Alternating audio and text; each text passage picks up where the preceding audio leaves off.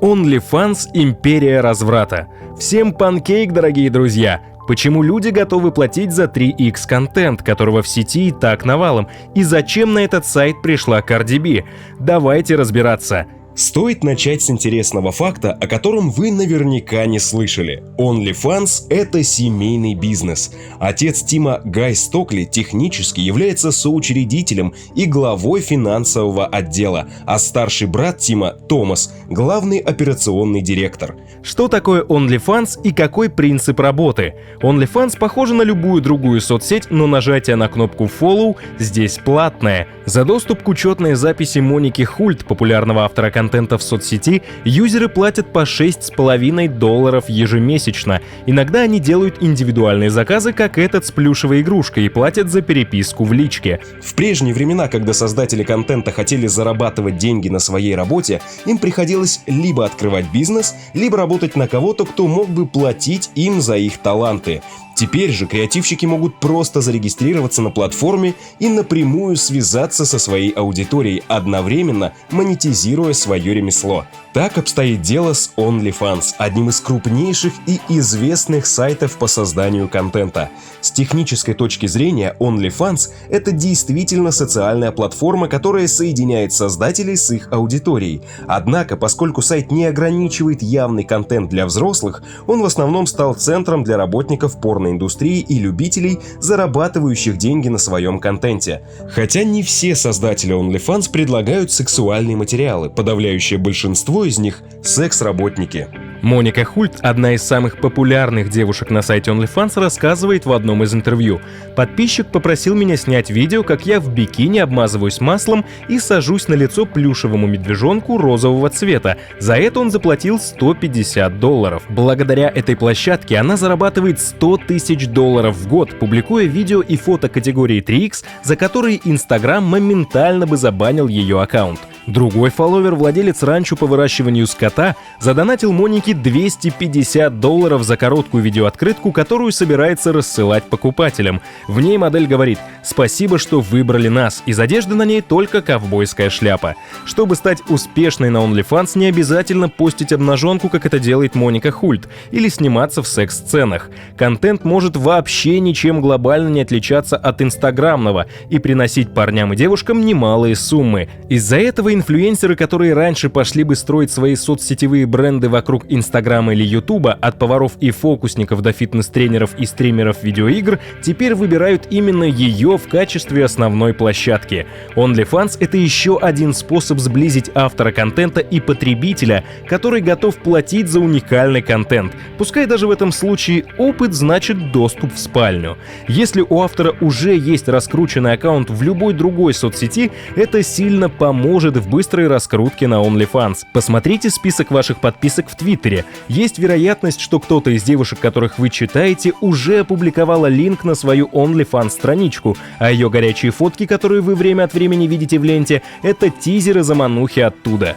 Вопрос, как мне найти, на кого подписаться в OnlyFans, тоже решается просто. Введите хэштег OnlyFans в строку поиска Твиттера. И, кстати, советуем вам подписаться на канал, проверить, поставлен ли колокольчик, и обязательно поставить лайк под видео. Так больше людей смогут увидеть наш контент. А теперь двигаемся дальше. Сайт был создан в 2016 году Тимоти Стокли, предприниматель из Великобритании, превращающийся в Марка Цукерберга 3X-индустрии. Взрыв популярности произошел в 2020 с началом пандемии. Еще в 2011 он запустил glamworship.com, сайт для любителей BDSM и фетиш-контента, а спустя 2 года Customs for You, сервис, позволяющий юзерам заказывать видео напрямую у авторов. Его основными контент-мейкерами мгновенно стали производители эротики. Стокли считает, что успех OnlyFans связан с тем, что сайт объединил культуру соцсетевых инфлюенсеров и вебкам, который тоже подразумевал тесное взаимодействие с аудиторией. Но, во-первых, редко привлекал популярных контент-мейкеров, у вебкама были свои нишевые звезды, и, во-вторых, специализировался на секс-контенте.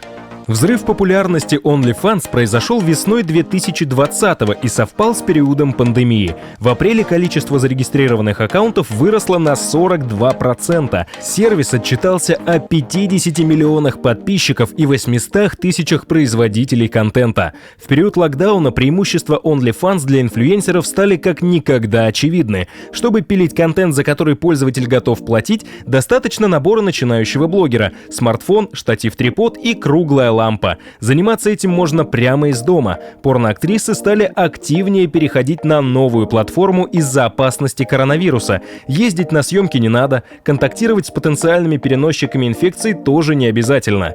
Прорывная идея. Почему же эксперты утверждают, что OnlyFans совершил переворот в индустрии контента для взрослых? OnlyFans убрал посредника между потребителями и производителями.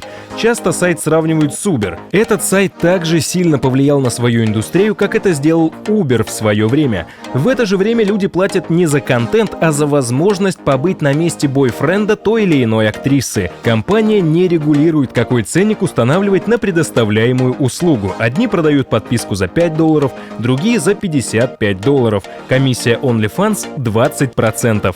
В начале нулевых съемка в одной сцене могла приносить порноактрисе до $5000, и таких сцен могло быть несколько в неделю. Но все изменилось с появлением сайтов, которые стримили ворованный контент и работали по принципу YouTube. Крупнейшие из них Pornhub и RedTube, которыми владеет компания MindGeek.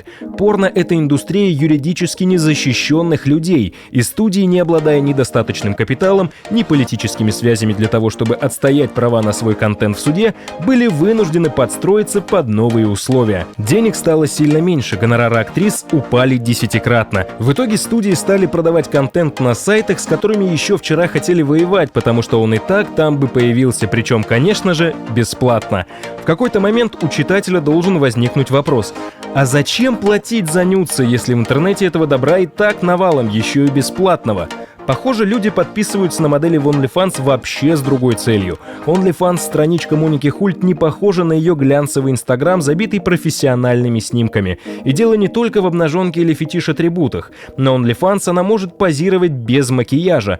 Сама себя фоткает. Умышленно делает так, чтобы контент выглядел проще. Почему? Она говорит, что фолловеры должны себя чувствовать, будто общаются и получают фотки от своей настоящей подружки. Изданию Business Insider Хульт рассказывает, что мужчины, которые подписываются на нее, ищут эмоциональной, а не сексуальной связи, поэтому у нее на страничке хватает снимков, сделанных по пути в спортзал или во время готовки, уборки. Это все равно контент категории 3X, но он дает подписчикам доступ к ее обычной жизни. Им кажется, что они получают настоящую меня без мейкапа и накрученных волос. Будущее OnlyFans. Ждет ли платформу большое будущее или популярность быстро сойдет на нет? Многие инсайдеры считают, что впереди у детища Стокли и Радвинского не один десяток безоблачных лет. В конце концов, соцсеть удобна для всех. Перформерам она позволяет обходиться без посредников и легко монетизировать контент. Фолловерам, особенно тем, что подписываются на эротические аккаунты, дает возможность не только смотреть эксклюзивные видео и фото, но и лично общаться с моделями в чате. По состоянию на начало 2021 года более 120 миллионов человек имеют платную подписку на OnlyFans. Общие выплаты платформы превысили $3 миллиарда. Сегодня подавляющее большинство авторов по-прежнему являются актерами фильмов для взрослых. Тем не менее, Тим не видит свой самый заветный проект как Customs for You на стероидах. По факту, OnlyFans вкладывает значительные средства в свой ребрендинг. Например, в этом году они учредили фонд, из которого планируют гранты начинающим музыкантам.